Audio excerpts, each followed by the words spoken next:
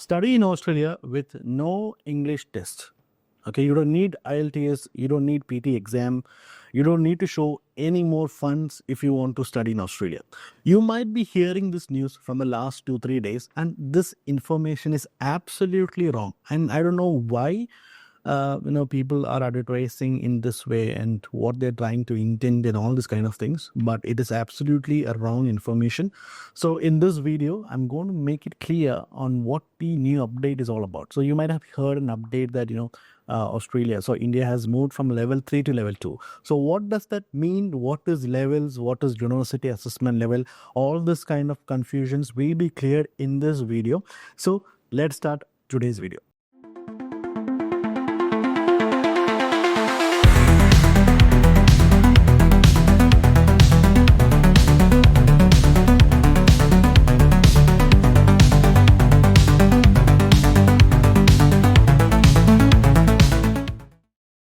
So before I start this video, my name is Abin Mathew Varghese, a certified education counselor from Guide to Heights. In Guide to Heights, so we actually focus for students who are really willing to make or build a career.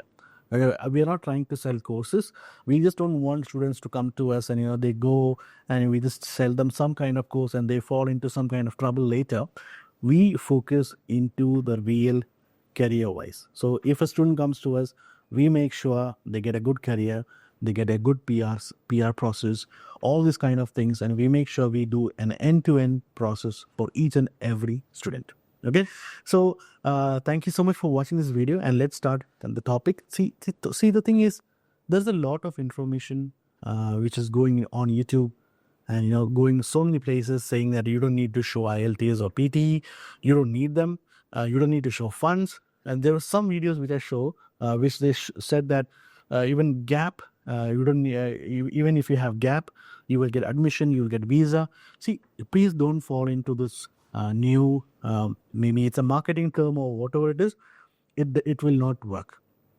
Okay, you still need to show your funds, you still need to have IELTS and PT or the English proficiency test. And gap for Australia is they take it very, very serious. Okay, so I'll explain this in a bit more broader way. Okay, now coming to the levels. Okay, there are 3 levels for countries. Okay, what level 1, level 2 and level 3. So recently the news was, there was no evidence or a news such as it is level 3 to level 2. We understand from the document checklist tool, which is from the immigration website. We come to know, based on the experience, we come to know it has moved. So actually it has moved, which means that it's a bit more easier. Okay, it doesn't mean that you don't require it. You don't require to all these kind of things, but you need to show everything, but it's a bit more lenient. Okay, so on the screen you can see level 1, these are the countries, level 2 and level 3. Okay, now universities have levels, assessment levels, and countries also have assessment levels. So university, if you see, in the description I put a link for universities assessment level. So there are so many universities on level 1, level 2 and level 3. It doesn't mean that the level 3 universities are bad or only the level 1 or the group 8 universities are the best. Nothing like that. All universities are good. They have a different ranking system, but assessment level 1, 2, 3 means universities with assessment level 1, they focus more on the academics. They're very strict with the academics other than the funds and the other documents. Okay, they look into the level 1 universities look into your English proficiency plus your academics. Do you have good score? Do you is your intention right? Is your GS right? All these kind of things, right? Your SOPs are right or wrong. Okay, so if that part is right, we as an agent, we make sure your other documents are right, which is for the immigration purpose. What is the other documents? Your funding, your income, your fund to study, like the fund required to study. All this part we make sure it is right, but there is a bit leniency into these kind of applicants. So every student won't prefer to go for level 1 because the academics, they look into a lot of things. They look into your marks.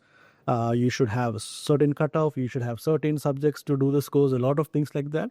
But if you ask me, is it good to apply for level 1 or group 8? Obviously it is, because it makes it a bit easier, but you still need to show your funding and all these kind of things. Now, coming to level 2 universities, they look into all. They look into your funds, they look into your income, they look into your academic as well as your English. They look into everything, and they make sure that the student is right fit for this university, and then they give you the approval to apply for the visa. Okay. Now, coming to the level 3 university. So level 2 is again easy, but not easy like the level 1 universities. Okay. You still, level 2 has some kind of strictness than level 1. Now, coming to the level 3 universities, they again look into everything, but they are very strict. Okay. They need good academics. They need to have a good profile. They need to, they need to have good funding. They need to have good income, all these kind of things. They make sure your documents are right, because even the fees are also less for some level 3 universities. There is no so many universities in level 3. Everything is level 2 and level 1. So please don't think that level 3 universities are bad. It is a wrong information. There is no, all universities in Australia are ranked in the world. They got different good rankings when look into the QS ranking and all this. If you want to have the ranking list, again on the description I put the link. You can look into the ranking too. So please don't judge a university by its assessment level. Okay, so this is the assessment level. Now, coming to the country assessment, again 1, 2 and 3. So on the screen before I showed before, level 1 countries, level 2 and level 3 countries. Okay, now since India have moved from level 3 to level 2. Okay, now how did India come to level 3 in the first place? Long back it happened. So it is, see, these levels are based on the quality of applications the country gives to Australia. Okay, so long ago, there were a lot of fake documents. So many people misused the system. So many students misused the system. They did a lot of wrong things. So according to this statistics and calculation, they have some kind of calculation to this. Hence, India became level 3. So for level 3, so India was level 3 for a very long time. So it means that the immigration, not the university will still look into the documents, but the immigration will look into all the documents, the home affairs, like from the home affairs department. They look into each and every document. They make sure you are right. You're not having fake documents, all these kind of things. Then only they give you admissions. They give you the visa, right? There are some political factors. Everything is mixed, but they were strict. Now India, so as of the new information, is India has moved to level 2, which means you still need to provide all certain documents, okay, based on the university's level. Okay, and but the leniency of checking became a bit more lenient. Okay, it's not strict like before. It doesn't mean that you don't need IELTS, you don't need funds or anything. You need to have academics, basic academics based on the university. You need to have your funding, you need to have your income, all these kind of things. So I'm talking about India. Okay, so this is, if you have this, when you apply for the visa, the department looks into a bit more lenient way where you get your visa. But it doesn't mean that you can submit any kind of document. Fake documents will work. Now, they're very strict. Now, immigration has gone into next level. They look into a lot of things. They look into each and everything. But they have created a system in that way. So it is the agent's responsibility to provide the right documents to the university as well as the immigration. So we have the responsibility to make sure your documents are right.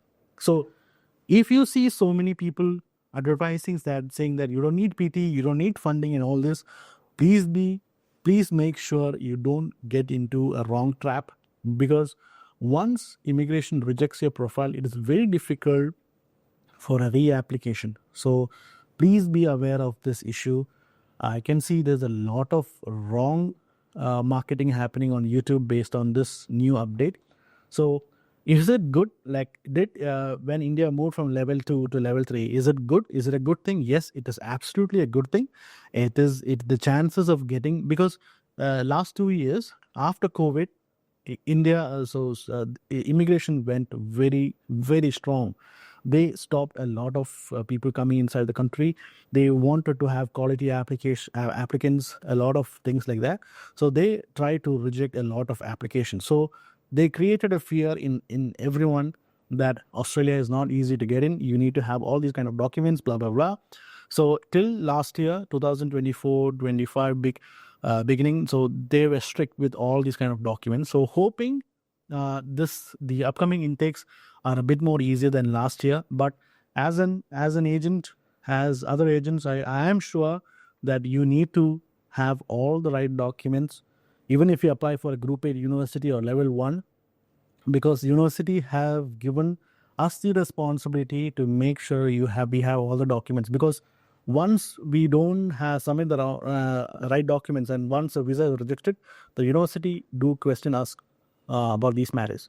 So don't please have a very positive attitude on this. Please write your IELTS or your PT exam. You just need basic marks, right? Basic 6 is not that hard to get. Also, you should have basic funding. You should have a basic income, all these kind of things. But if you are planning to study in Australia in 2025-26, I'm sure this is the very best time to get an admission, to get your visa. I can say that if you have your COE, you should get your visa. Okay, the rejections will be very less unless we do something wrong. We forget to upload some documents, something like that. But if you have your COE, you should get your visa. So that's the new update about it. And thank you so much. I hope you guys understood. If you have any questions, use the comment box. If you want me to create some other videos, because normally I create videos on the regional language, but I'm happy to do more videos on this. So if you have any questions, I put a lot of links on the description. Go watch it and let me know if you have any questions. Thank you so much. And my name is Abin Mathew Varghese.